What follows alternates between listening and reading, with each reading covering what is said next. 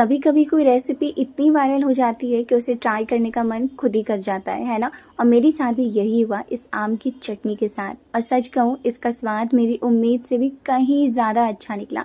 मतलब नॉर्मल सी दाल चावल भी ना खास लगने लगेगी इस चटनी के साथ। इस पूरी गर्मी की सीज़न में मैंने ये चटनी ना जाने कितनी बार बनाई होगी, इसलिए सोचा कि आपके साथ तो ये रेसिपी शेयर करना बिल्कुल बनता है। तो एक कढ़ाई में मैंने यहाँ पे 1 बड़ा चम्मच सरसों का तेल लिया है। सरसों के तेल का ही यूज़ करिएगा। एक कच्चा आम लेना है खट्टा वाला, और इसे बीज से कट करके डाला है। इनके बीज हटा दिए हैं और बाकी सारा आम इसमें यूज़ करना है। साथ में 2 अच्छे लाल टमाटर लेने हैं, 4 से 5 हरी मिर्च या अपने टेस्ट के अकॉर्डिंग। साथ में 10 से 12 लहसुन की कलियाँ ऐड करके थोड़ा सा नमक ऐड करेंगे और तकरीबन आधा कप पानी, और इसे तकरीबन 10 से 15 मिनट के लिए मीडियम हीट पे ढक के पकाना है। बीच में आप इसका ढक्कन नहीं हटाएंगे। जब आप इसका ढक्कन हटाओगे बाद में, तो आप खुद ही देखोगे कि टमाटर और आम दोनों ही अच्छे से सॉफ्ट हो जाएगा। तो बस गैस का फ्लेम ऑफ करके इसे तुरंत निकाल करके और बढ़िया से ठंडा कर लीजिए। ठंडा करने के बाद जो आम का पल्प है वो हमें निकाल लेना है, और जो उसका बाहर का छिलका है वो अलग कर लेना है। इसी तरीके से टमाटर के भी छिलके हम अलग कर लेंगे। ये रेसिपी बनाने में इतनी सिंपल है ना, अब बस कुछ भी नहीं करना है। मैंने यहाँ पर एक चॉपर लिया है और इसमें ये सारा डाल दिया, और बस इसे आराम से चॉप कर ले ताकि सारी चीज़ें बारीक हो जाएं।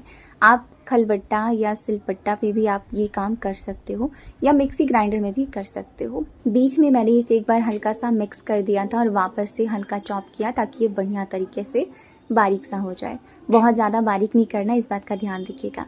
अब इसमें ना मैंने 1 छोटी चम्मच कश्मीरी लाल मिर्च पाउडर डाला है, जो कि कलर के लिए है। आप चाहो तो स्किप भी कर सकते हो।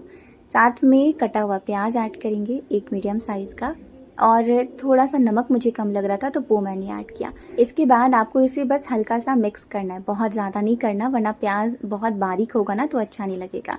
अगर आप ग्राइंडर जार का यूज़ कर रहे हो ना, तो उसमें आप क्या करना कि पहले आप टमाटर वगैरह को ग्राइंड कर लेना। इसके बाद इसे कटोरी में निकाल करके फिर इसमें ऊपर से प्याज ऐड करना।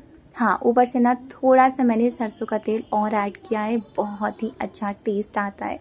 और ये आपकी चटनी तैयार हो गई है। सिंपल दाल चावल है, रोटी है, पराठे हैं, मतलब ऐसा एडिक्टिव ये चटनी है ना कि सुबह शाम आप ये चटनी खाना पसंद करोगे, इतनी ज़्यादा ज़बरदस्त लगेगी।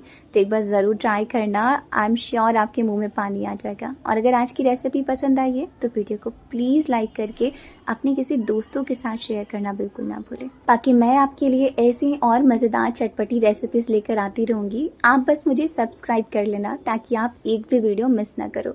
मिलूंगी आपसे अगले वीडियो में, तब तक के लिए आप सभी खुश रहो, स्वस्थ रहो। Thank you so much. Radhe Radhe.